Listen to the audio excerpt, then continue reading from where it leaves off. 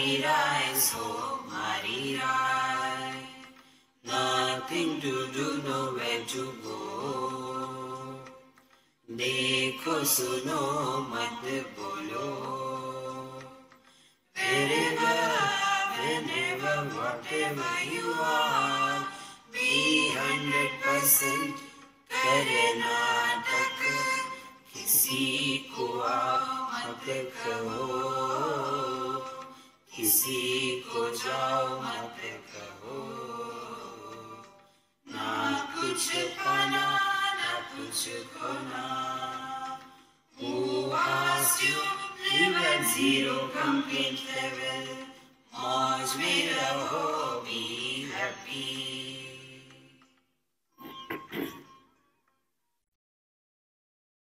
श्री कृष्णा श्री कृष्णा श्री कृष्णा श्री कृष्णा. गुरुर्ब्रह्मा गुरुर्विष्णु गुरुर्देवो महेश्वरः. गुरु साक्षात् परं ब्रह्म तस्मै श्री गुरवे नमः. तस्मै श्री गुरवे नमः. जब हम भगवत गीता पढ़ते हैं, सुनते हैं, अध्ययन करते हैं, बोलते हैं, तो उससे क्या निकलता है? एक बार हम थे अमेरिका में और अपने एनआरआई के पेरेंट्स वहाँ पहुँच गए. हमको किसी के यहाँ भिक्षा के लिए बुलाया था, हम गए भिक्षा के लिए. अब 15-20 लोग आके बैठे हैं. हम पहुँचे, हमने कहा खाना लगाओ. बोले स्वामी जी ये हमारे यहाँ इंडिया से प्रतिष्ठित व्यक्ति आए हैं और इन्होंने पिछले 6 महीने हमको गीता सुनाई है. हमने कहा हम भी सुनेंगे, सुनाओ. बोले नहीं नहीं नहीं, आप सुनाओ. आप तो 1-2 साल में एक बार आते हो, तो आप सुनाओ. हमने कहा नहीं नहीं, अब इन्हीं को सुनाओ, तो हमको भी सुनना है. अब वो वयस्क व्यक्ति थे. वयस्क माने बुढ़ाऊ, ये जल्दी समझ में आता है, वयस्क समझ में नहीं आता. बुढ़ाऊ थे. तो उन्होंने कहा आप बोलिए. फिर उनकी आज्ञा तो माननी ही. बोले गीता के दूसरे अध्याय पर बोलो. तो हमने 15 मिनट में ख़त्म कर दिया. उसके बाद बोले मुझे कुछ प्रश्न है. हमने मैं प्रश्नोत्तरी नहीं करता, मेरा नियम है, प्रश्नोत्तरी नहीं करेंगे. बोले एक तो प्रश्न आपको बताना ही पड़ेगा. अब फिर बुढ़ाऊ थे, तो हमने कहा हाँ बोलो क्या है. अब उनका प्रश्न देखो, इतने सालों तक भगवत गीता पढ़ाई, प्रश्न क्या था ये बताइए. भगवत गीता में किसने कितने श्लोक कहे हैं?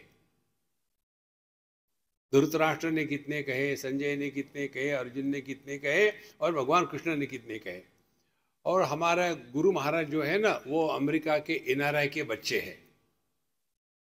अमेरिका के एनआरआई के बच्चों को कुछ भी पूछो, उनका एक ही उत्तर होता है.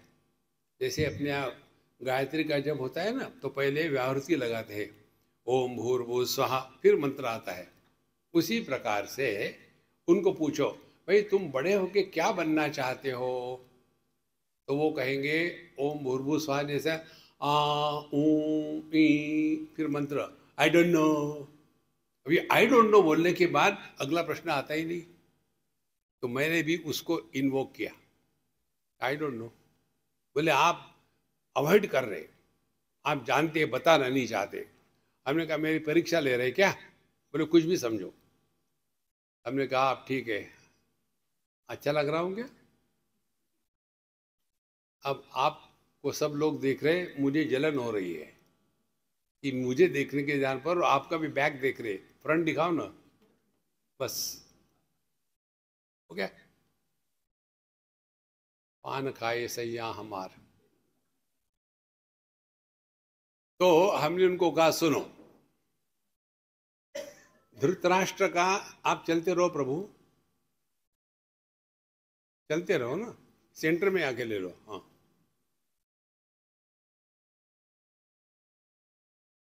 अच्छा हूँ. तो हमने कहा सुनो, अभी धृतराष्ट्र ने एक श्लोक कहा और भगवान कृष्ण ने एक भी श्लोक नहीं कहा. तो वो उछल पड़े, आप कैसे कह सकते हैं? हमने कहा आपकी कौन सी गीता है, दिखाओ मुझे।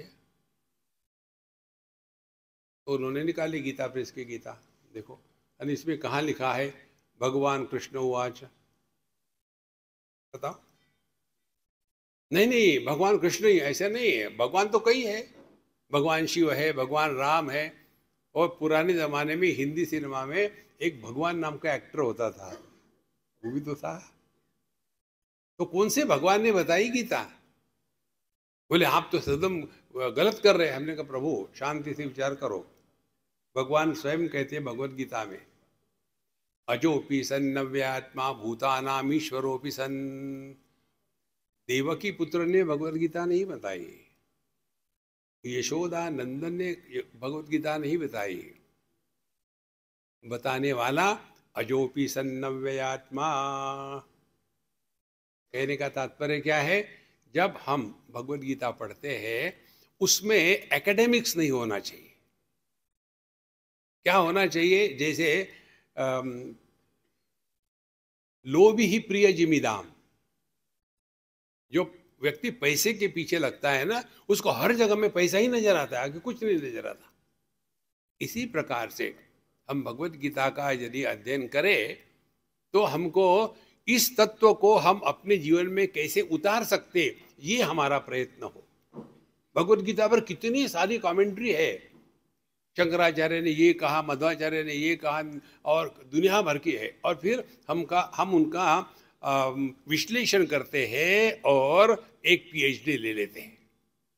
एक बंगाली लड़की, बंगाल में ही हमारा सत्संग चल रहा था, और आने के बाद कहती है, स्वामी जी मैं अमुक अमुक हूँ। मैंने बहुत बढ़िया। बोले मैं गीता पर पीएचडी कर रही हूँ। मैंने बहुत अच्छा। तो बोले गीता में कई अनावश्यक श्लोक है। तो मैं कूद पड़ा, गीता में अनावश्यक श्लोक है कैसे? बोले अर्थ ही नहीं उनका कुछ, उन श्लोकों का एक भी अर्थ नहीं है। हमने कहा अच्छा। तो फिर हमने कहा कहीं ये श्लोक तो नहीं कह रही तुम 9वें अध्याय का, मैं निराकार हूं, और फिर भी मैं आकार को आधार देता हूं, और असल में मैं उनके द्वारा प्रभावित नहीं होता। लेकिन सच बताऊं तो ना वो मुझ में है ना मैं उनमें हूं। हाँ हाँ आपको भी पता है? उन्होंने हाँ पता है। बोले इसका कोई अर्थ निकलता है क्या कि मैं निराकार हूं, आकार को आधार देता हूं? कैसे संभव है? वो मुझ में है, मैं उनमें नहीं हूं, ये कैसे संभव है? हमने कहा कि महारानी आपके चरण स्पर्श करता हूं मैं। अब उसका क्या चक्कर था, उसको पीएचडी चाहिए थी। देखो, इसीलिए हमको शास्त्रों का अध्ययन इत्यादि इसीलिए करना है कि वो हमको अपने जीवन में उतारना है, और कुछ नहीं करना। तो इसको लेकर के हम चिंतन करेंगे। पहला अध्याय भगवत गीता का, देखो उसको नाम दिया गया है अर्जुन विषाद योगो नाम। मूल महाभारत में ये नहीं है। ये जो आता है ना, ओम तत्सत इति श्रीमद्भगवद्गीतासु उपनिषत्सु ब्रह्म विद्यायाम योग शास्त्रे श्री कृष्णार्जुन संवादे अर्जुन विषाद योगो नाम प्रथमोध्यायः, यह मूल महाभारत में नहीं है। एक बहुत बड़े संत श्रेष्ठ हो गए थे, प्रकांड पंडित वेदांत के मधुसूदन सरस्वती जी। वो थे हमारे तुलसीदास जी के समय की बात है। तो उन्होंने हर अध्याय का सारांश बताने के लिए ये पुष्पिका उसके पीछे जोड़ दी। इसीलिए आप शंकर भाषा पढ़ोगे तो उसमें इस पर कोई कमेंट्री नहीं है, क्योंकि नहीं है वहाँ। हमको उसका आधार मिलता है, इसलिए हम लोग उसका उपयोग करते हैं। तो क्या कहा उसमें? अर्जुन विषाद योगो नाम प्रथमोध्यायः। अब बताओ, विषाद भी कभी योग हो सकता है? देखो कितनी सिंपल बात है। विषाद तो रोग है ना, योग कैसे होगा? यही भगवत गीता हमको बताती है। एक सूफी संत का विचार हमको स्मरण है। ये वही दर्द दिल है जो उनको पाता है। ये वही दर्द दिल है जो उनको पाता है। भगवान भला करे उनका जो दिल दुखाता है। कितनी बड़ी बात है। ये है अर्जुन विषाद योगो नाम, वह विषाद हमारे जीवन का जिसके कारण हमारे जीवन की दिशा बदल जाती है। Now we are going dogwards, it will make godwards. और इसीलिए पहली बात भगवत गीता की यही है, और यही बात भगवान ने भगवत गीता में बनाई है। देखो महाराज, ये आवश्यक नहीं था, लेकिन कन्हैया लाल है, वो सब करा देते हैं। अब युद्ध के बारे में तो सब कुछ हो गया था, युद्ध होना ही है। अब जब ये आते हैं युद्ध के मैदान पर, तो अर्जुन को कितना एरोगेंस होता है। कैर्मया सह योद्धव्यम अस्मिन् रण समुद्र में। उसको मालूम तो था कि कौन है, द्रोणाचार्य, भीष्माचार्य इत्यादि मालूम था। फिर भी कोन्योस्ति सदृशो मया, मैं जरा देख लूं किसके साथ मुझे युद्ध करना है। जब उसका ये एरोगेंस भगवान के ध्यान में आया, और दूसरी बात पहले ही अध्याय में आता है, धृतराष्ट्र के पुत्रों को वो दुर्बुद्धि और आतताई कहता है। आतताई माने टेररिस्ट। टेररिस्ट की केस नहीं चलनी चाहिए, उसको मार देना चाहिए, आतताई। और अपने बारे में क्या कहता है, और कहते हैं उनका दुर्बुद्धि। धृतराष्ट्र के पुत्र दुर्बुद्धि है और आतताई है। और हम कौन है, अस्माभिः प्रपश्यद्भिः, हम तो समझदार है, हम जानते हैं। देखो, ये दो बातें मनुष्य के जीवन में उसका सत्यानाश कर देती। किसी के भी प्रति मन में घृणा न हो, दुश्मन को भी मारो, लेकिन घृणा से नहीं। भगवान राम ने रावण को मारा, लेकिन उनके हृदय में उसके प्रति घृणा नहीं थी। अंत में जाकर कहते हैं ना कि जो दुश्मनी थी वो तो मृत्यु के साथ खत्म हो गई। अब ये जितना विभीषण का भाई है उतना हमारा भी है, उसके सब कर्म करो, क्रिया करो। ये है भगवत्ता, ये हमारे हृदय में प्रकट होनी चाहिए। और इसीलिए भगवत गीता में इसको कहते हैं विषाद योगो नाम। अब देखो, जब तक के भगवत गीता का पहला अध्याय ठीक से समझ में नहीं आता, तो हम केवल भटकते ही रहेंगे कि भगवत गीता में ज्ञान बताया है, भगवत गीता में कर्म बताया है, भगवत गीता में भक्ति बताई है, भगवत गीता में अष्टांग योग बताया है, क्या क्या घूमते रहेंगे।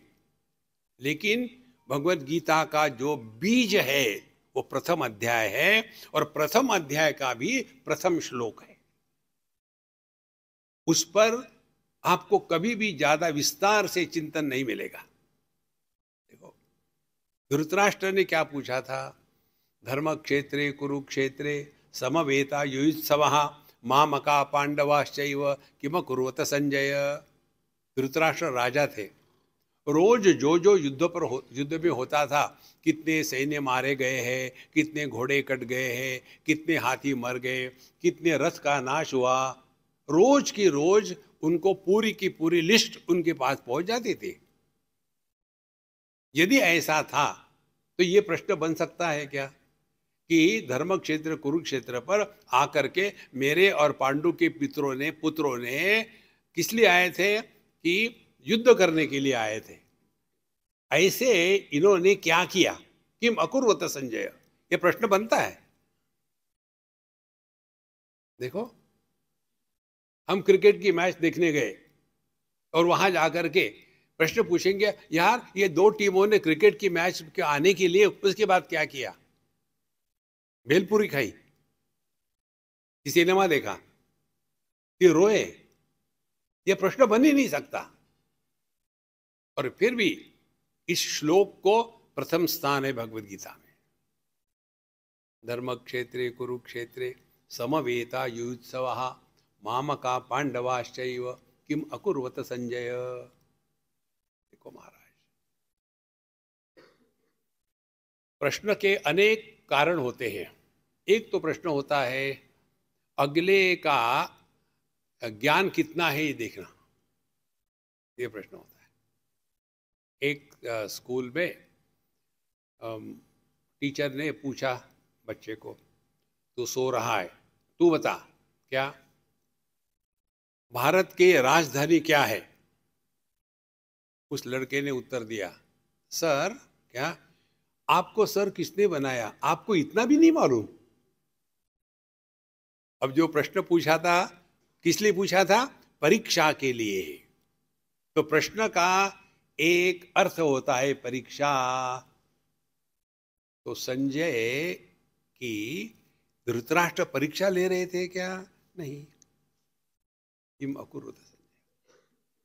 दूसरा प्रश्न का अर्थ बनता है कि समझो कोई सज्जन है, वो हमेशा मुस्कुराते रहते, मस्त रहते, चुस्त रहते, व्यस्त रहते, स्वस्थ रहते, और ऐसा व्यक्ति आया मुंह लटकाए, तो प्रश्न बनेगा, गुप्ता जी क्या हो गया? तो ये प्रश्न क्या हुआ ये पूछने में नहीं है, ये आश्चर्य है। यार तुम्हारे जैसा आदमी मुंह लटकाए आया, कैसे हो सकता है?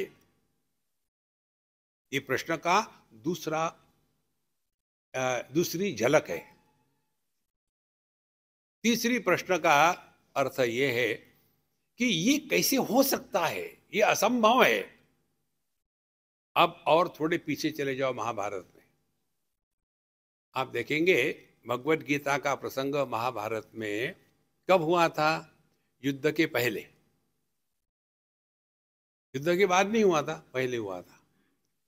लेकिन ये प्रसंग हमारे पास कैसे आया? देखो, अब भगवत गीता किसने किसको सुनाई? जैसे रामचरितमानस में 4 घाट आते हैं ना, वैसे भगवत गीता के 4 घाट है।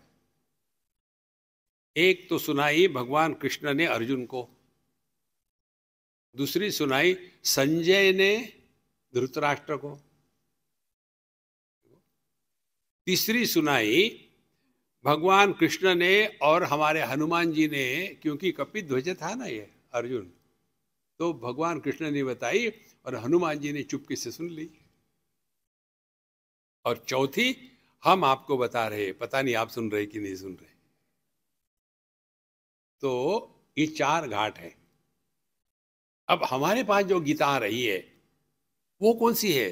भगवान ने सुनाई अर्जुन को वो है, कि संजय ने सुनाई धृतराष्ट्र को वो है, कि हम आपको सुना रहे वो है? चिंतन करो। देखो संतो, भगवत गीता बताई थी युद्ध शुरू होने के बाद 10वें दिन। तो महाराज, और 10वें दिन क्यों? क्योंकि एक असंभव घटना हो गई थी युद्ध के 10वें दिन। क्या हो गई थी? भीष्माचार्य कभी भी हार नहीं सकते थे, और उसी भीष्माचार्य जी को अर्जुन के बाणों से नीचे गिर करके शरशैया पर पड़ना पड़ा। और ये जब बात हुई तब धृतराष्ट्र एकदम नॉन प्लस, फ्रस्ट्रेट हो गए, ये कैसे हो सकता है? देखो, कभी ये संभव है कि भीष्माचार्य कौन थे? अष्टवसु में से एक वसु थे, सर्वश्रेष्ठ योद्धा थे, ब्रह्मचर्य का तेज था उनके पास, उनको कोई हरा नहीं सकता था। और वो भी अर्जुन। अर्जुन एक ऐसा चरित्र है महाभारत में कि केवल उसी को भीष्माचार्य जी के कमरे में जाने की अनुमति थी, बाकी उनके कमरे में कोई भी नहीं जा सकता था। ऐसे अर्जुन के बाणों से भीष्माचार्य शरशैया पर पड़े, ये कैसे हो सकता है? ये प्रश्न था। देखो, उस प्रश्न के उत्तर में संजय ने बताया। देखो कैसी है भगवत गीता, ऊपर ऊपर के ऊपर से कुछ नहीं होता। फिर एट दी मोस्ट आपको पीएचडी मिल जाएगी, या तो हमारे जैसे भिखारियों को 2 टाइम की रोटी मिल जाएगी। लेकिन भगवत गीता हमारे हृदय में उतरेगी ना, तब जीवन बन जाता है। देखो, तो अर्जुन का यह स्थान था कि अर्जुन सर्वश्रेष्ठ साधक है, सर्वश्रेष्ठ योद्धा है, सर्वश्रेष्ठ आर्चर है, उसके जैसा कोई नहीं। लेकिन भीष्माचार्य के सामने वो एक बच्चा था, फिर भी उसने भीष्माचार्य को कैसे नीचे गिराया, ये प्रश्न था। अब इस प्रश्न को लेकर के फिर संजय शुरू करते हैं। अब देखो, भगवद गीता के पहले अध्याय में एक बहुत महत्व का विषय है, वो है Mamata. Don't go to West Bengal, remain here. सबसे बड़ी समस्या ममता की है। 3 ममता है। एक है तमोगुणी ममता, दूसरी है रजोगुणी ममता, और तीसरी है सात्विक ममता। देखो, तमोगुणी ममता का आधार हमारे धृतराष्ट्र महाराज, मामका पांडवाश्चैव। वैसे देखा जाए तो पांडव और कौरव दोनों ही कौरव ही थे, कुरुवंश के थे। अलग अलग इन्हीं ने बताए ना, मामका पांडवाश्चैव। क्यों? कि उसको गद्दी चाहिए थी। धृतराष्ट्र, राष्ट्र माने कुर्सी, धृत माने पकड़ा। जितने भी अपने पॉलिटिशियन है ना, धृतराष्ट्र उसके लिए कुछ भी करने को तैयार है। देखो महाराज, यहाँ कोई पॉलिटिशियन होगा तो सुनना मत। अच्छा महाराज, अगली बात, रजोगुणी ममता कौन सी है? वो है हमारे दुर्योधन महाराज की। मदर थे त्यक्त जीविता, इतने भी योद्धा आए हैं, मेरे लिए आए हैं, अपनी जान हथेली पर लेकर के, वो मैं हूं, मेरे लिए आए। और सत्वगुणी ममता हमारे अर्जुन सिंह की। अर्जुन कहता है कि मैं अपनों को कैसे मारूं, कथम भीष्महम संखे द्रोणम च मधुसूदन, इषु भी प्रतियोत्स्यामि पूजार्हा वरिसूदन। वो तो पूजनीय है, और वो तो उनको आदर देना है, मारने का तो सवाल ही नहीं। मारने की तो बात छोड़ो, प्रतियोत्स्यामि, यदि वो मुझे मारे तो भी मैं उनको उल्टा उत्तर नहीं दे सकता। इतने बड़े हैं वो प्रतियोत्स्यामि, उनको मैं कैसे मारूं? ये 3 ममताएं हैं। तमो गुणी ममता, दुनिया में पैसा पैसा पैसा पैसा, उससे एक आध बार आदमी उपरत हो सकता है। रजोगुणी ममता, कर्म कर्म कर्म कर्म, वहां से भी धक्के खा करके आदमी रिटायर हो सकता है। सत्वगुणी ममता का त्याग करना अत्यंत कठिन है। देखो महाराज, हम तो कितने घरों में जाते हैं ना, तो हमको चाबी भर के छोड़ देने में मजा आता है, टाइम पास हो जाता है। गंभीर रह करके हम नहीं रह सकते। एक बार हम एक वैष्णव के घर गए खाने के लिए, और ऐसे टाइम पास करना है। जैसे हम गए, हमने कहा देखो अम्मा, हम वेजिटेरियन हैं, हम प्याज लहसुन अंडे वंडे कुछ खाते नहीं, ठीक है ना। इतना कहना ही था, चाबी लग गई और हमको मजा आ गया। स्वामी जी, एकदम वो अम्मा गंभीर हुई, स्वामी जी हमारे घर में आज तक प्याज नहीं आया, तो आप बाहर जाके खाती हो। नहीं, हम नहीं खाते। देखो, लाइफ में आनंद आता है ना, तो हमेशा अपना गंभीरानंद बन के बने। नो, भगवान ने दुनिया खुशी से मनाई है। आनंदादेव कल्पिमानि भूतानि जायन्ते, रोते रोती नहीं बनाई।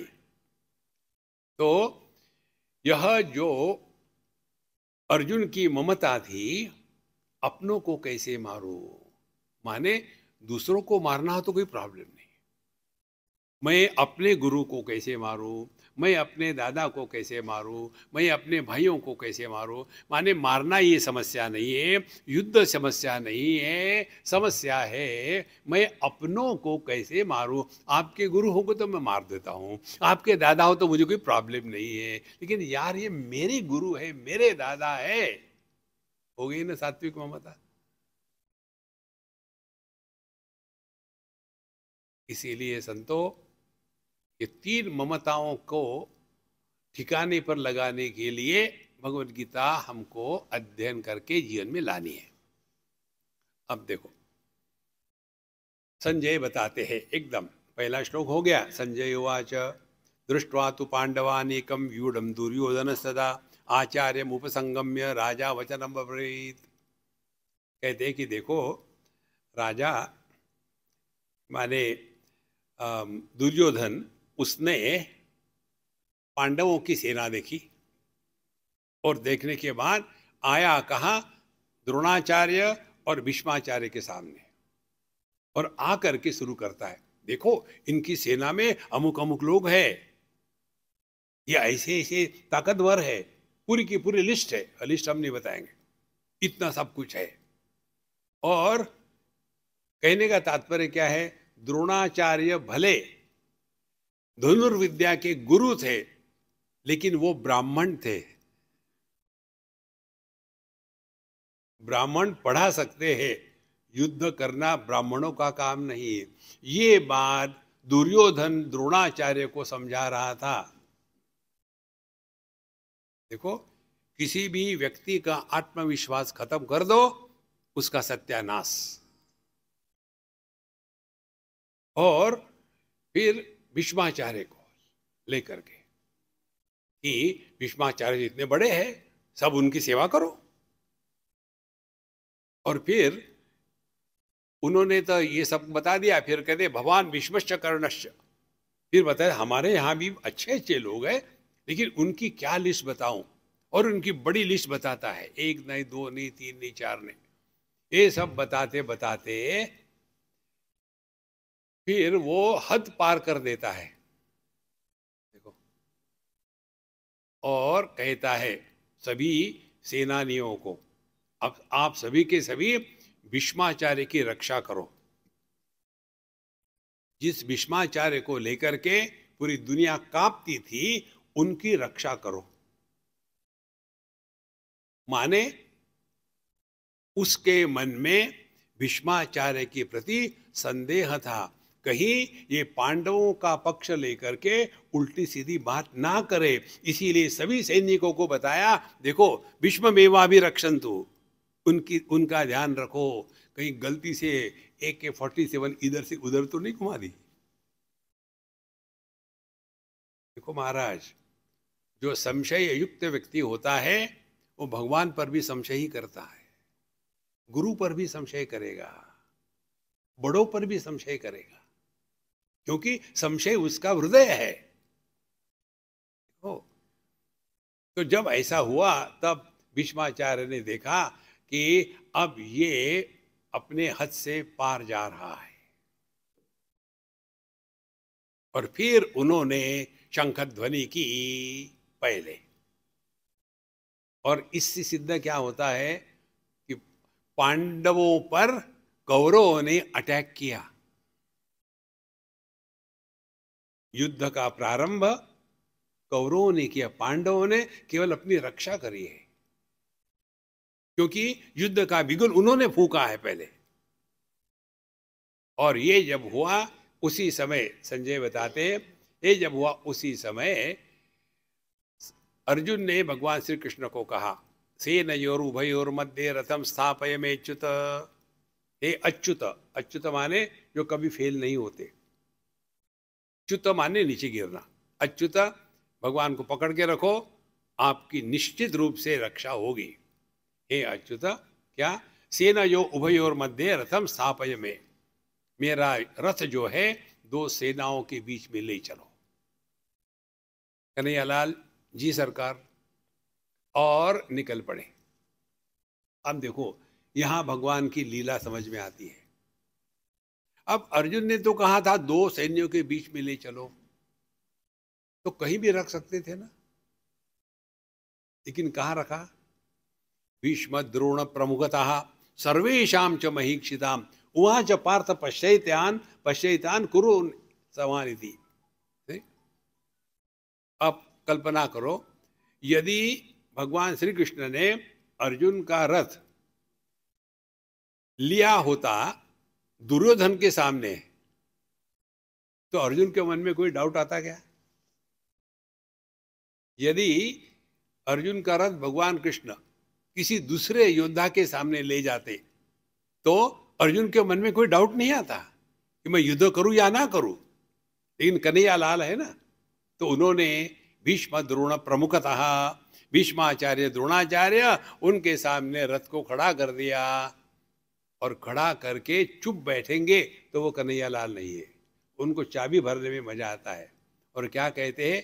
पश्य एतान कुरुन पार्थ, हे अर्जुन, ये जो तुम्हारे ही वंश के हैं, ये भी कौरव है और तुम भी कौरव हो, इसीलिए कुरुवंश के हो।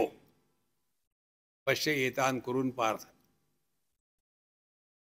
अच्छा महाराज, ये होने के पश्चात मानो अर्जुन की आंखें फटी की फटी रख गई। अब वो किसको देख रहा था? युद्ध के लिए अपने दुश्मन के रूप में वो भीष्माचार्य जिनके कमरे में जाने की केवल उन्हीं को सहूलियत थी, और वो द्रोणाचार्य जिन्होंने उनको सिखाया कैसे धनुष्य को प्रत्यंचा चढ़ाते हैं, कैसा तीर लगाते हैं और कैसा अपने लक्ष्य पर भेद करते हैं, ये सिखाने वाले द्रोणाचार्य, इनके साथ तुमको युद्ध करना है। भीष्माचार्य, इनके साथ युद्ध करना है। दुश्मनों के साथ तो सभी लड़ते हैं, ये तो तुम्हारे अपने हैं, करो युद्ध। संतो, हम सभी के जीवन में दुश्मनों से युद्ध करना कठिन नहीं है। क्या हमारा देश दुश्मनों को निपटने के लिए सक्षम नहीं है? लेकिन जो अपने ही देश में रह करके गद्दार हो जाते हैं, उनके साथ युद्ध करना बड़ा कठिन होता है ना। तो उस समय की जो भगवत गीता की स्थिति थी, वही आज की है। अपनों से ही हमको दुख होता है, परायों से नहीं होता। लेकिन वो पराये कैसे है और अपने कैसे है, देखो वास्तव में देखा जाए तो ये दोनों एक ही वंश के थे। भगवान कृष्ण ने सब कुछ कर लिया था कि ये युद्ध ना हो, लेकिन फिर भी जब नहीं माने, उस समय युद्ध की आवश्यकता हो तो युद्ध करके दुश्मनों को मारना चाहिए। देखो, ये अहिंसा अहिंसा के चक्कर में अपने आप को बर्बाद न करें। देखो महाराज, इसीलिए जब अर्जुन ने देखा कि उसको अपनों से युद्ध करना है, एकदम मानो वो पंचर हो गया। सीदंति मम गात्राणि मुखम च परिशिष्यते वेपतुश्च शरीरे में रोमहर्षश्च जायते गांडीवं संस्तते हस्तात् त्वक्चैव परिदैवते न च शक्नोम्यवस्थातुं भ्रमतीव च मे मनः। अर्जुन अपनी स्थिति का वर्णन करते हैं। संजय बताते हैं अर्जुन ने ऐसा कहा, मैं अपनों को कैसे मारूं? पहले तो कहता है कि मेरा मुख सूख गया है, मेरे शरीर पर कांटे आ गए हैं, मेरा मन चक्कर काट रहा है और मैं फ्रस्ट्रेट हो रहा हूं। कैसे मैं ये युद्ध में इनको मारूं? कथम भीष्ममहं संखे द्रोणम च मधुसूदन। देखो महाराज, कितनी महत्व की बात है। और कहता है भ्रमति वच मे मनः, मेरा मन चक्कर काट रहा है, माने विचार सक्षम नहीं है। यहां हम सबको एक बात सीखनी है। मन की तीन स्थितियां। एक, जब आप प्रसन्न होते हो उस समय किसी को भी कुछ प्रॉमिस नहीं करना चाहिए। हमारे दशरथ महाराज ने कैकेयी को प्रसन्नता के कारण दे दिया, हाँ तुमको जो मांगना है मांगो, 3 वर मैं तुमको देता हूं। पूरा रामायण तैयार हो गया। देखो, whenever you are happy, don't promise anything to anybody. दूर से आशीर्वाद, अच्छा बेटा भला होगा। बस ज्यादा नहीं, ये मनुष्य को सत्यानाश कर देता है। दूसरी बात, जब हम क्रोध में है उस समय किसी के साथ कोई भी डिस्कशन नहीं करना चाहिए। ये जो लायर लोग होते हैं ना, लायर की लॉयर, मेरी अंग्रेजी ठीक नहीं है, देखो ये अपने जो विरोधी होते हैं उनको गुस्सा दिलाते हैं और गुस्से गुस्से में वो बोल देता है। इसीलिए जब क्रोध में है किसी के साथ कोई डिस्कशन नहीं करना चाहिए। और तीसरी महत्व की बात, जब कंफ्यूज है तो कोई भी डिसीजन नहीं लेना चाहिए। अर्जुन कहता है भ्रमति वच मे मना, मैं कंफ्यूज हूं, फिर क्यों डिसीजन ले रहे हो?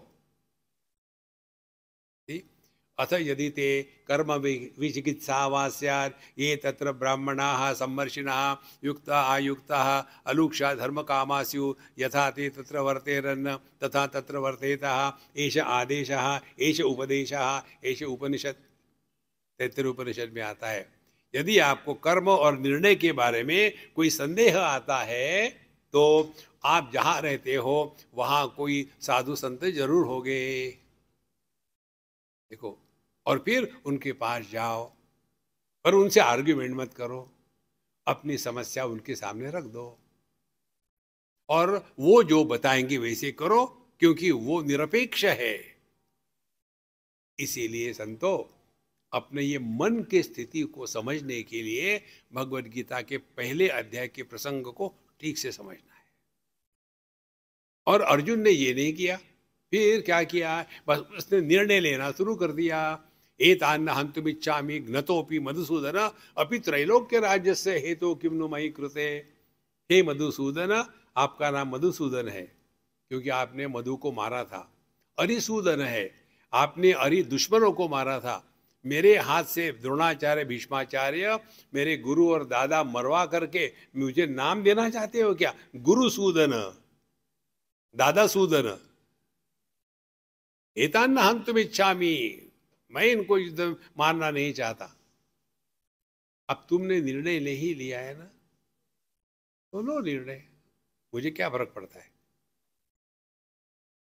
भगवान कृष्ण शांत रहे, कुछ बोले नहीं, चुप रहे। और उनकी चुप्पी को देख करके अर्जुन ने सोचा, हाँ यही मेरे हाँ में हाँ मिला रहे हैं। और फिर वो देखो, मनुष्य की कहाँ बुद्धि भ्रष्ट होती है। पहले विचार करके निर्णय लेना चाहिए कि निर्णय लेकर के विचार करना चाहिए। देखो हमारे ये वकील लोग क्या करते, एक उदाहरण देता हूं, सच नहीं है, झूठ मूठ का है। समझो मैंने किसी को मारा और फिर मुझे जेल हो गई और फिर मैं वहां जेल से भागा। अब बाहर जाके मैं कैसे रहूं, फिर मुझे पकड़ेंगे।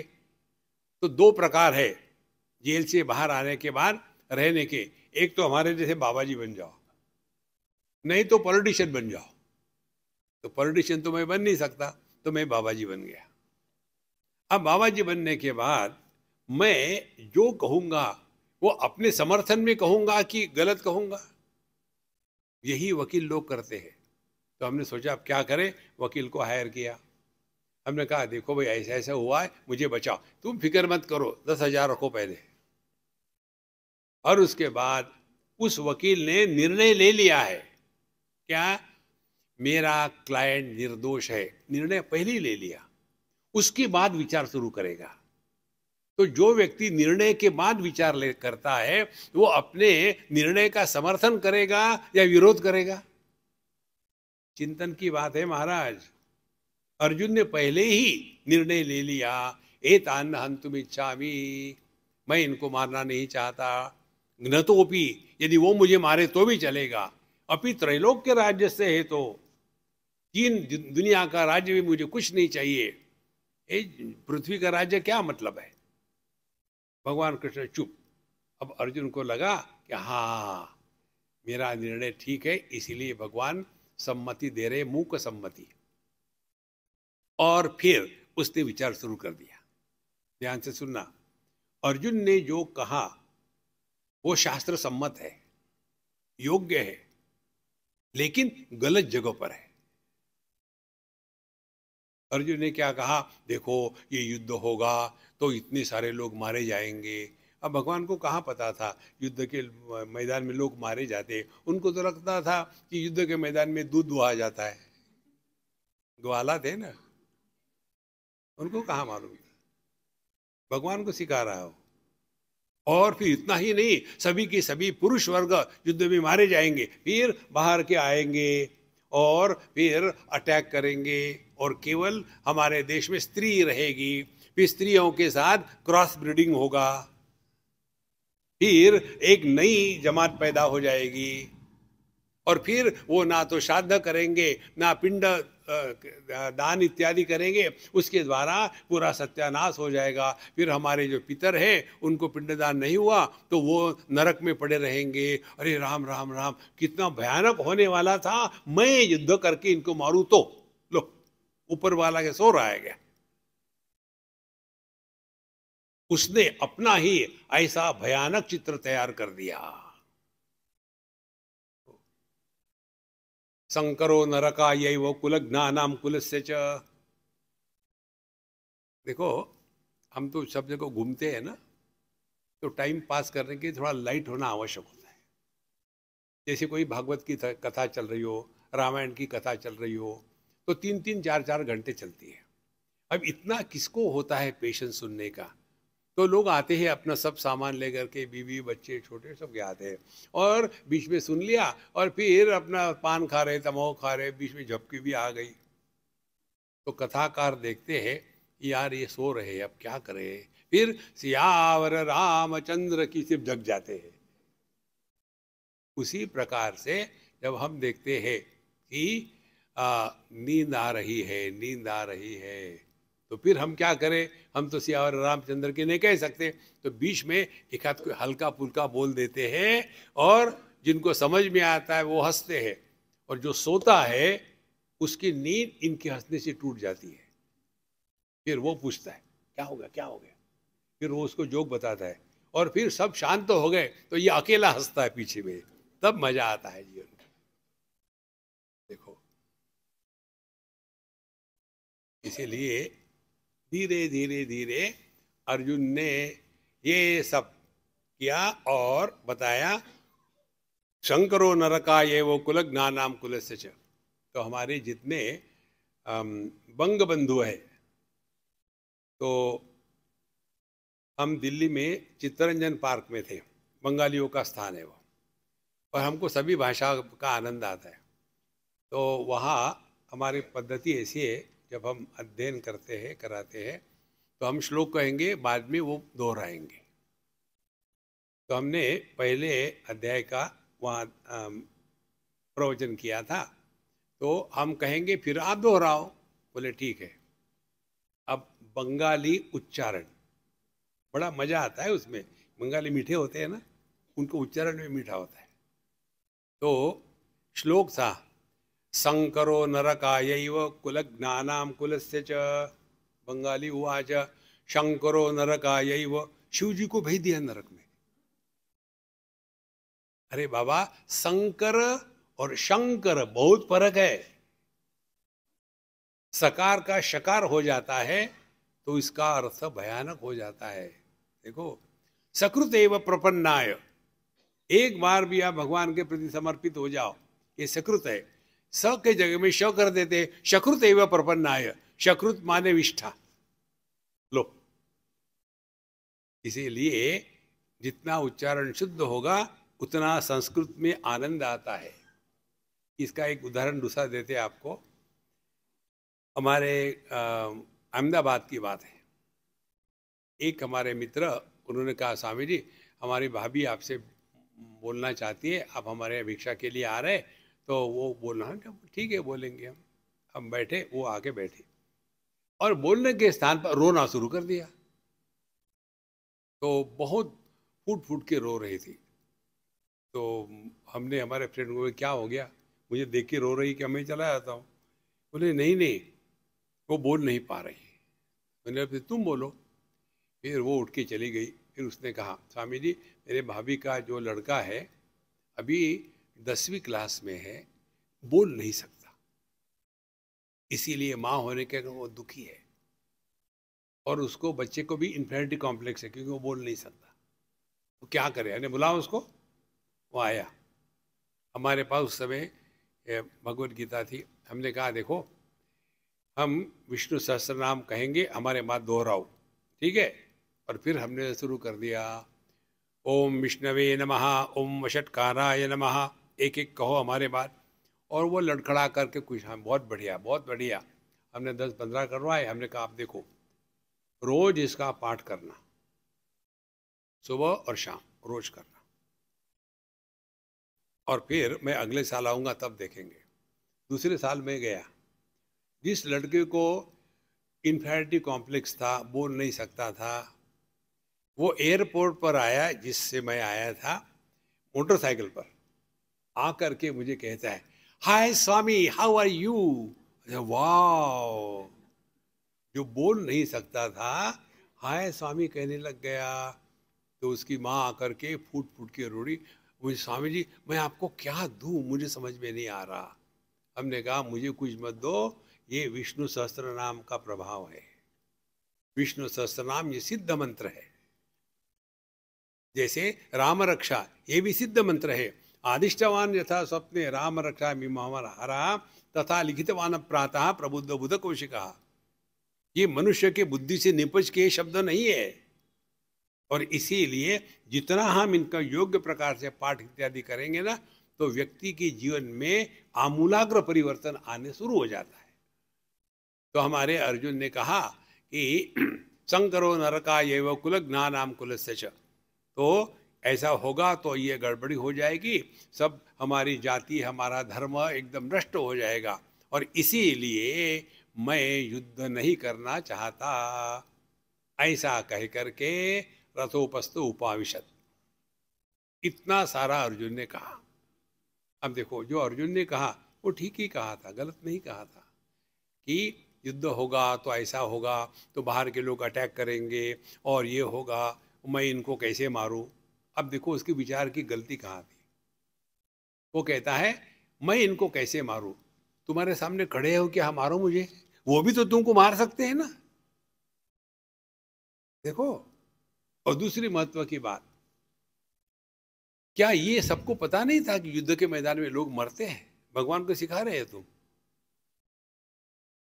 लेकिन ये सब होते हुए भी भगवान चुप रहे। क्यों चुप रहे? और फिर दूसरे अध्याय में कहते हैं, संजय कहता है कि ऐसा अर्जुन चुप हो गया, और उस समय भगवान ने अर्जुन को उपदेश करना शुरू किया। तो तुम्हारा प्रश्न क्या था कि युद्ध के मैदान में भीष्माचार्य कैसे गिर गए, ये प्रश्न था, भगवत गीता का प्रश्न नहीं था कैसे हुआ। तो इस प्रसंग के कारण, कौन सा प्रसंग, अर्जुन के मन में भ्रांति आ गई कि मैं अपनों को कैसा मारूं, और उसके कारण फिर भगवान ने जो उपदेश दिया, उस उपदेश के बाद फर्क पड़ा। अब दूसरी महत्व की बात, प्रथम अध्याय का विषय क्या है, जिसको कहते हैं ICICI बैंक अकाउंट। आपको पता है ना ICICI बैंक, पहला IC है आइडेंटिटी क्राइसिस, दूसरी IC है आई एम कंफ्यूज्ड, तीसरा आई वो I am, that is what I am. अब देखो, भगवत गीता के द्वितीय अध्याय में अर्जुन ने क्या पूछा था? ज्ञान पूछा था, योग पूछा था, भक्ति पूछी थी, कर्म पूछा था? नहीं।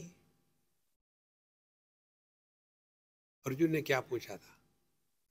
कार्पण्य दोषोपहत स्वभाव पृच्छामि त्वाम धर्म सम्मूढ़ चेता यश्रेयस्याद निश्चितम ब्रूहि तन्मे शिष्यस्तेहम शाधिमाम त्वाम प्रपन्नम। अर्जुन क्या कहता है?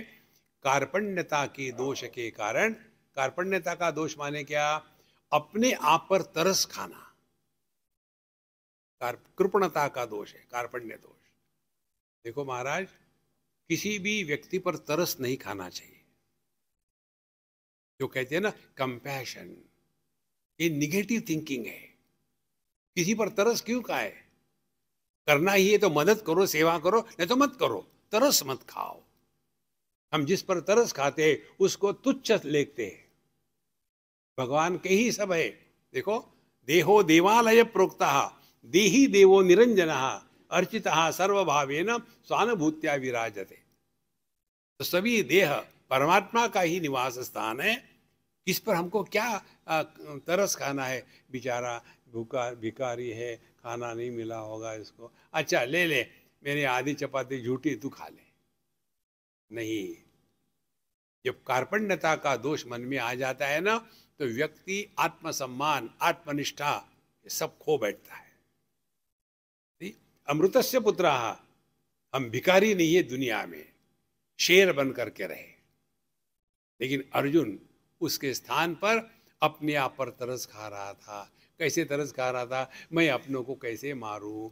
अब भीष्माचार्य को तो पता नहीं था कि उनको अपनों को ही मारना है, द्रोणाचार्य को पता ही नहीं था कि उनको अपनों को मारना है। यह अर्जुन ही बड़ा ज्ञानी था कि उसको पता लगा कि भीष्माचार्य द्रोणाचार्य को कैसे मारूं। और इसीलिए ध्यान से सुनना, अनावश्यक विचार कभी नहीं करना चाहिए।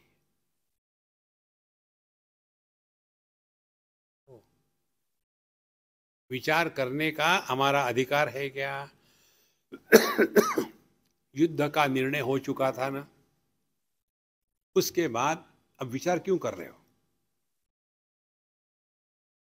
ये जो विचार करने का रोग है, ये इसको हम कहते हैं विचार। ये चिंतन नहीं है, ये चिंता है। अर्जुन का यही हो गया था। और इसीलिए फिर वो सोचता है कि देखो मेरे से कितना पाप हो रहा था। न एतद विद्म कतर नो गरियो यद्वा जयेम यदिवा नो जये। मुझे समझ में नहीं आता, हम जीते कि उनको जीतने दे? क्या वो तुम्हारे सामने खड़े हैं? जीतो हमको। पहले ही निर्णय ले रहे हो। तो कार्पण्यता का दोष माने अपने पर तरस खाना, पता नहीं मैं क्या करूं, ये करूं या वो करूं। अब दूसरी बात कहता है, इसके कारण धर्म सम्मूढ़ चेता। अब मैं कौन हो गया हूं? मुझे अपने धर्म के बारे में सम्मोहन हो गया कि मैं युद्ध में अपनों को मारूं या ना मारूं, ये मेरे सामने मोह हो गया। अब अर्जुन की सुंदरता, विशेषता क्या थी? यह श्रेयस्यात् निश्चितम ब्रूहि तन्मे। हे भगवान, मेरे लिए जो श्रेयस है, जो योग्य है, जिसमें मेरी भलाई है, ये आप मुझे बताओ। हम नॉर्मली जाते हैं महात्माओं के पास, उनको बताते महाराज जी ये कर डालो। देखो, हमारे लिए क्या श्रेयस है ये हम नहीं पूछेंगे, हम चाहते हैं हमारी इच्छा पूरी हो। देखो, इच्छाओं को पूरा करना यह अध्यात्म नहीं है। इच्छाओं के परे जाना यह अध्यात्म है। आपने तो निश्चित रूप से कठोपनिषद का अध्ययन किया होगा। अंतिम में जाकर के क्या निर्णय निकलता है? यदा सर्वे प्रमुच्यन्ते कामा यस्य हृदय स्थिताः अथमर्त्यः अमृतो भवति अत्र ब्रह्म समश्नुते। पूरी की पूरी जो साधना है, अपने हृदय से कामनाओं को हमेशा के लिए मिटा दे। जिसके द्वारा कामना दृढ़ होती है वो संसार है, जिसके द्वारा कामना वीक होती है वह अध्यात्म है। तो अर्जुन कहता है यश श्रेयस्या निश्चितम ब्रूहि तन्मे। दो प्रकार के मार्ग है, घटना एक ही है। इस एक घटना से दो ऑप्शन मिलते हैं। क्या हम अपने जीवन में जो हमको अच्छा लगता है, राग द्वेष, उससे प्रेरित होकर के कर्म करें, या हम अपने जीवन में जो योग्य अयोग्य इसको सोच करके कर्म करें? हमारे जीवन का रथ कौन चला रहा है, काम या शाम? नॉर्मली हम सब लोग अपनी इच्छाओं को पूरा करने के लिए ही तो सब कुछ कर रहे हैं। देखो महाराज, हम हमारे सत्संग को लेकर के हमेशा एक बात कहते हैं, 4 जगह में लोग इकट्ठा होते हैं। एक जगह बॉलीवुड का फ्री डांस इनविटेशन, दूसरी जगह हॉस्पिटल, तीसरी जगह मंदिर और चौथी जगह जिम। अब चारों में देखो, बॉलीवुड के फ्री डांस इनविटेशन में मैक्सिमम भीड़ होगी। क्यों? कि भोगी मैक्सिमम है। उसके बाद चले जाओ हॉस्पिटल में, किसी को इनविटेशन मिलता है कि हॉस्पिटल में बहुत दिनों से नहीं आया, आओ कर, हाँ हम पहुंच जाते हैं क्योंकि रोगी है। पहले हो गए भोगी, दूसरे हो गए रोगी, बहुत भीड़ मिलेगी आपको वहां। तीसरी है कामी। जितने भी हम भगवान के मंदिरों में जाते हैं तो भगवान के लिए थोड़ी जाते हैं, भगवान ये करा दो, वो करा दो, ऐसा करा दो, वैसा करा दो, ये करो, वो करो।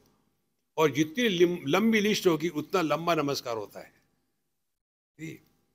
फिर नमस्कार उठे, अरे एक तो भूल गए, दूसरा नमस्कार। इसीलिए अपने जितने भगवान लोग हैं ना, उनकी आपने मुद्रा देखी ना, ऐसी मुद्रा है। इसका अर्थ ये है, इनफ, कितना मांगोगे, बस हो गया अभी, नहीं नहीं मुझे और चाहिए, एक लगाऊंगा, फिर भी चुप बैठो। कब तक मांगते रहेंगे? या उसको पता नहीं कि हमारी क्या आवश्यकता है? कहते भगवान के भक्त है, मांगते हैं। कल्पना करो, आप राजा के पुत्र हो, राजा आपको देख रहा है और आप रास्ते पर भीख मांग रहे हो, उसको अच्छा लगेगा? भगवान के भक्त को भीख मांगने का अधिकार नहीं है। तो अर्जुन ने वहां यही चक्कर किया कि मैं कैसे करूं, क्या करूं, रोने धोने लग गया। लेकिन उसमें की अच्छाई ये थी कि यह श्रेयस्याद निश्चितम रूहितन में, मैं धर्म के बारे में सम्मोहित हो गया हूं, मेरे लिए योग्य है वो बताइए। देखो, अब क्यों बताऊं मैं तुमको? देखो, कितने सालों तक भगवान कृष्ण और अर्जुन साथ साथ थे। हे कृष्ण हे यादव हे सखेति, अति परिचयाद अवज्ञा, फेमिलियरिटी ब्रीड्स कंटेम्प्ट। भगवान कृष्ण देखते थे, इतने सालों तक अर्जुन मेरे साथ रहा, कभी भी उसने तत्व की बात नहीं करी। देखो, जब किसी को कोई वस्तु अच्छी लगती है ना, समझो आपको किसी होटल के कोई मिठाई अच्छी लगती हो, तो आप क्या करेंगे? दूसरे चाहिए, थोड़ी खा ले, बड़ा मजा आता है, बहुत टेस्टी है। इसी प्रकार से जो ब्रह्मानंद में डूब रहा है, वो कन्हैया चाहता था अर्जुन को भी थोड़ी खिलाऊं, लेकिन अर्जुन को टाइम कहाँ है, वो इसी में बिजी है। इसीलिए भगवान ने उसके सामने समस्या निर्माण कर दी कि आप कहाँ जाओगे मियाँ, अब तो यहाँ खड़े ही रहना है। और इसीलिए जब भगवान कृष्ण बोल नहीं रहे थे तो अर्जुन स्वयं कहता है, शिष्यस्ते हम शाधि माम त्वाम प्रपन्नम, मैं तुम्हारा शिष्य हूं और मुझको आज्ञा करो। शाधि माम, शादी नहीं है, हा? शाधि माम त्वाम प्रपन्नम, मैं आपके प्रति प्रपन्न हो गया हूं, समर्पित हो गया हूं। दो प्रकार के लोग महात्माओं के पास जाते हैं, एक तो शिष्य, दूसरे भक्त। शिष्य जाते हैं अपने को बदलने के लिए और भक्त जाते हैं बाबा जी को परेशान करने के लिए। देखो, उनको बेचारों को रहना पड़ता है, अब क्या करें, उनके ही दाल रोटी खाते हैं तो मानना पड़ता है। वो मानने, अपने नहीं माने, अपने ही मनवाएंगे। देखो, इसीलिए अर्जुन की विशेषता यही थी कि उसने अपनी समस्या को समझ लिया था। क्या समस्या थी? धर्म सम्मूढ़ चेता। और पूरी भगवत गीता हो गई। होने के पश्चात अंत में जाकर के भगवान कृष्ण ने अर्जुन को क्या पूछा? ये पूछा क्या, हे अर्जुन तुमको ज्ञान हुआ कि नहीं? ये नहीं पूछा। कश्चिद एत श्रुतम पार्थ त्वया एकाग्रेण चेतसा कश्चिद अज्ञान सम्मोह प्रनष्टस्ते धनंजय। हे अर्जुन, तुमने एकाग्रता से सुना ना, क्या तुम्हारा अज्ञान रूपी जो सम्मोह था वो नष्ट हुआ कि नहीं हुआ? माने भगवत गीता में क्या बताया? हम एक बार अमेरिका में थे, किसी अच्छे बड़े स्थान पर हमको बुलाया था। वहाँ जा कर के अपने भारतीय ही सभी मुझे कहते हैं, स्वामी जी हमने बहुत सुना है, अब आप हमको पूरी भगवत गीता एक सेंटेंस में सुनाओ। तो हमने कहा सुनो। फिर हमने ये सुनाया sentence, wherever whenever whatever you are be 100%। ये भगवत गीता है। ये कैसी है? हमने कहा अब तुम क्यों मुझे कहते हैं लंबा करो, अब तुम सुनो, करो विचार, आपको एक सेंटेंस में चाहिए, मैंने दे दी, ये कैसे संभव है? हमने कहा देखो, आप कहते तो भगवत गीता सुन ली है। अर्जुन का उत्तर क्या था?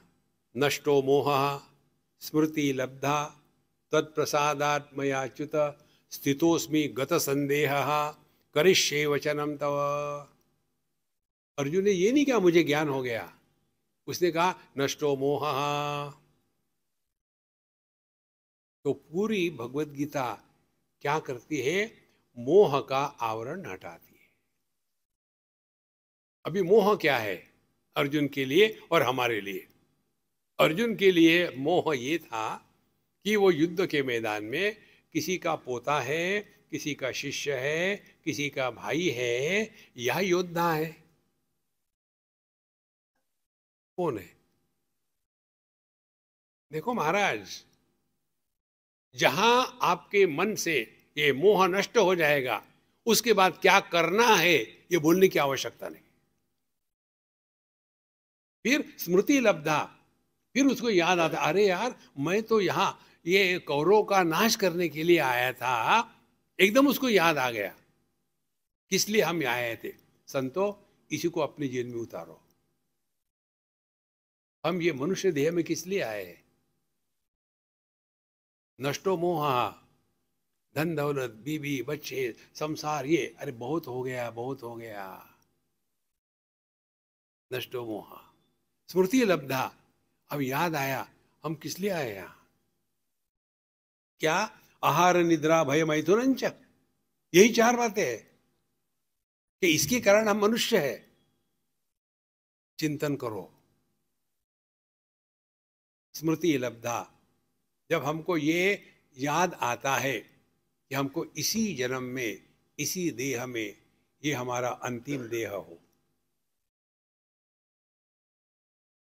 नहीं तो वही तमाकू, वही चूना, पुनरपि जननम पुनरपि मरणम पुनरपि जननी जठरे शयनम।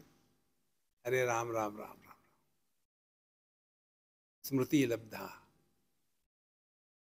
जब ये बात समझ में आती है ना, तब भगवत गीता हमारे जीवन में उतरी है। नहीं तो केवल पाठ ही पाठ करते रहना भगवत गीता का, धर्म क्षेत्र कुरुक्षेत्र। आपने देखा होगा, मुझे बड़ा मजा आता है देखते समय, लोग ऐसा हिल हिल के कहते रहते, धर्म क्षेत्र कुरुक्षेत्र तमेधा युत्स्वा। मान एक बार आप कंठस्थ कर लो, आपको बुद्धि लगाने की जरूरत नहीं, अपने आप शुरू हो जाता है। और फिर हिल हिल के चल रहा, उनके नीचे मिर्ची रख दो, चटनी तैयार, भगवत गीता चटनी। Life is not lived mechanically, समझदारी से जीना है। नष्टो मोहा, अब हमारा मोह खत्म हो गया। क्या मोह खत्म हो गया? जितने रिश्ते नाते होते हैं वो देह को लेकर के होते हैं। बृहदारण्यक उपनिषद कहती है, सुषुप्ति अवस्था में तत्र माता अमाता भवती, तत्र पिता अपिता भवती। ये माँ बाप भाई बच्चे सब कहाँ से पैदा होते हैं? देहात्म भाव के बाद। और हमारी सत्ता देहात्म भाव निरपेक्ष है। सपने में ये देह के साथ हमारा तादात्म्य नहीं होता, सुषुप्ति में भी नहीं होता, फिर भी हम रहते हैं ना, तो हम कौन है? अर्जुन की यही समस्या थी कि वो युद्ध के मैदान में कौन है। क्या वो किसी का पोता, किसी का भाई, किसी का शिष्य, कौन है? संतो, यही हमको भगवत गीता से सीखना है कि हमारे जीवन का लक्ष्य क्या है। लक्ष्य एक ही है, हम इतने लायक हो कि हमारे माध्यम से कन्हैया लाल प्रकट हो जाए। इसीलिए 6वें अध्याय में भगवान बताते हैं, उद्धरेद आत्मनात्मानम नात्मानम अवसादयेत आत्मैव आत्मनो बंधु आत्मैव रिपुरात्मना। हमको अपने मन को नियंत्रण में ला करके अपना उद्धार करने के लिए इस मन को बहिर्मुखता से हटा करके अंतर्मुखी करना है। और उसके लिए टेक्निक जो हमने बताई, wherever whenever whatever you are, be 100%। एक जगह हमारा सत्संग होने के बाद एक सज्जन आके कहते, स्वामी जी आपके लेक्चर से ऐसे लगता है कि सभी बाबा जी बन जाए। अरे बिल्कुल नहीं, हमारा मार्केट मत लेना, आप दुखी रहो, हमारा मार्केट चलता रहेगा। देखो, केवल देहात्म भाव का त्याग माने कुछ छोड़ के कहीं जाना नहीं है। फिर क्या करना है? Whatever role you have to play, play your role perfectly well, और रुक जाओ वहीं। बड़ों के सामने है तो आदर से, शांति से सुनने का नाटक करो और तुमको जो करना है करो। बड़ों के मुंह नहीं लगना चाहिए। बड़ों को समझ में नहीं आता आज की तारीख की समस्या क्या है। वो उनका वही है, जब हम छोटे थे पेड़ पर चढ़ते थे, उनको वही पकड़ के रखा है, उतरो ना पेड़ से, कब तक ऊपर रहोगे। देखो महाराज, और इसीलिए बड़ों से कभी आर्ग्यूमेंट नहीं करना। कारण क्या? ध्यान से सुनना। जिस व्यक्ति के जीवन में कोई बड़ा एक आदर का स्थान नहीं है, वो व्यक्ति दुनिया में सबसे दरिद्री है। आदर का स्थान वो होता है जहां हम अपने बुद्धि का समर्पण कर देते हैं। हमको कष्ट में डालने वाली बुद्धि ही है, क्यों क्यों क्यों क्यों, पूरा जीवन उसी में चला जाता है। इसीलिए बड़ों का आदर करें। तो आपने भगवत गीता समझ ली, wherever whenever whatever you are be 100%। याद रखो, आप अपने दादा के सामने चुप रहो। बच्चों के सामने है तो सुनने का नाटक करो, लेकिन सुनो मत, पैसे ही मांगेंगे और कुछ नहीं करेंगे, छोड़ो। ये मुख्य बात तो आप बता ही नहीं रहे। क्या बताए भैया? नहीं, पति पत्नी के कैसे व्यवहार कर, वो तो सबसे सिंपल है। पत्नी जब बोलती है तो पति चुप रहे, और पत्नी जब चुप है तो पति ना बोले। घर में शांति शांति शांति हो जाएगी। ये है भगवत गीता। देखो, नष्टो मोहा स्मृति लब्धा तत्प्रसादात्मया अच्युत। हे अच्युत, देखो पहले भी कहा था ना, सेनयोर उभयोर मध्य रथम स्थापय में अच्युत, और आखिरी में वहीं से पूरा कर लिया है। इसको शास्त्रों में एक कहते हैं कि उपक्रम उपसंहार एक होना चाहिए। तो जिस अच्युत को उन्होंने कहा था, उसी अच्युत के सामने उन्होंने समर्पण कर दिया कि करिष्ये वचनम तव। अब मेरा मोह नष्ट हो गया। अब मुझे याद आया मैं इस युद्ध के मैदान में किस लिए आया हूँ, अब वो मैं करूँगा। हम लोगों को भी यही याद रखना है। हम इस दुनिया में जो आए हैं, क्या आहार निद्रा भय मैथुनम इसके लिए आए हैं कि हम इतने लायक बने कि कन्हैयालाल हमको चूज करे और हमारे माध्यम से प्रकट हो। जिसके माध्यम से परमात्मा प्रकट होते हैं उसी को महात्मा कहते हैं। महात्मा कोई मैन्युफैक्चर डिफेक्ट नहीं होता, भगवान सिलेक्ट करते हैं। जैसे हमको कोई भी काम करना है तो हम योग्य व्यक्ति को सिलेक्ट करते हैं ना, इसी प्रकार से हमारा प्रयोजन कुछ नहीं है, प्रयोजन भगवान का है। हम लायक रहे, और इसीलिए भगवत गीता हमको बताती है कि हम जहां जब जो है अपना काम पूरा करो और खुशी से करो। ये यदि हमने सीख लिया तब हमने भगवत गीता को अपने गले उतारा, नहीं तो कॉपी में नोट्स बनाए और वो नोट्स कभी कोई पढ़ता नहीं। इसीलिए संतो, हृदय में उतारो और मौज में रहो। ओम पूर्णमदः पूर्णमिदं पूर्णात् पूर्णमुदच्यते पूर्णस्य पूर्णमादाय पूर्णमेवावशिष्यते। ओम शांति शांति शांति। हरि ओम। श्री गुरुभ्यो नमः। हरि ओम।